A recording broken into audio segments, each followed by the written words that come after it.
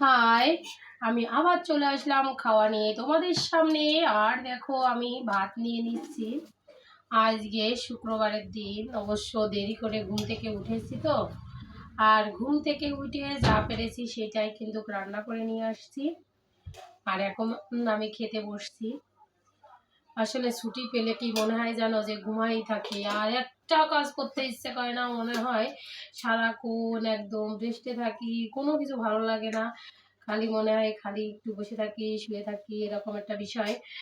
তা আজকে চলে আসলাম, এরকম ভাত বেড়ে নিয়েছি। তারপরে এই যে পালং শাকটা রান্না করেছি। আমার পালং শাকটা এত প্রিয়, আর তোমরা তো জানো আমি বেশি শাক খেতে পছন্দ করি।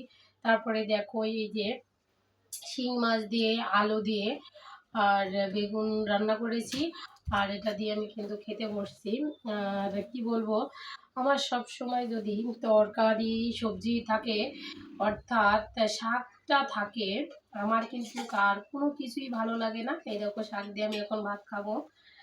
আর শাকটা কিন্তু আজকে আমি শিং মাছ দিয়ে রান্না করেছি।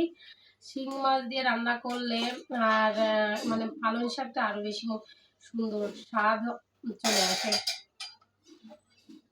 স্বাদ আসে। আর আমার কিন্তু যাই বলো না কেন, আমার শাক লতা পাতা বলি তো আমি, লতা পাতা যতই থাকবে না কেন, আমি লতা পাতা অবশ্যই বেশি পছন্দ করি।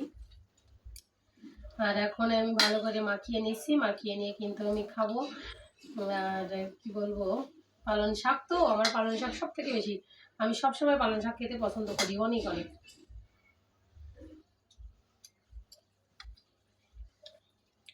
আমার প্রিয় শাক সব কয়টি, তারপর একটা শাক তো প্রিয় থাকতে পারে, সেটা হচ্ছে এটা।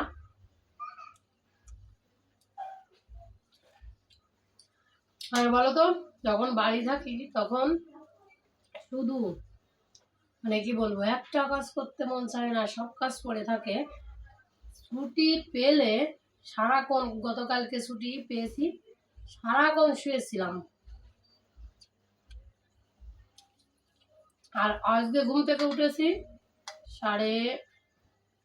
8:30 বেজে গেছে আজকে ঘুম থেকে উঠতে।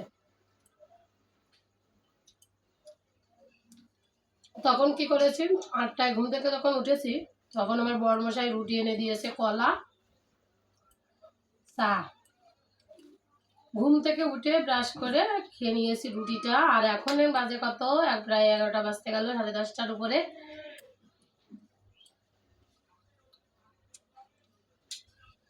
এখন আমি ভাত খেতে বসে দিতেছি। সবাইকে টাটা, সবাই ভালো থাকো। আর আমি শাক দিয়ে কিন্তু ভাত খেয়েই যাচ্ছি, শাক খাবো এখন, আর অন্য কিছুই খাবো না। সবাইকে টাটা, সবাই খেতে নাও।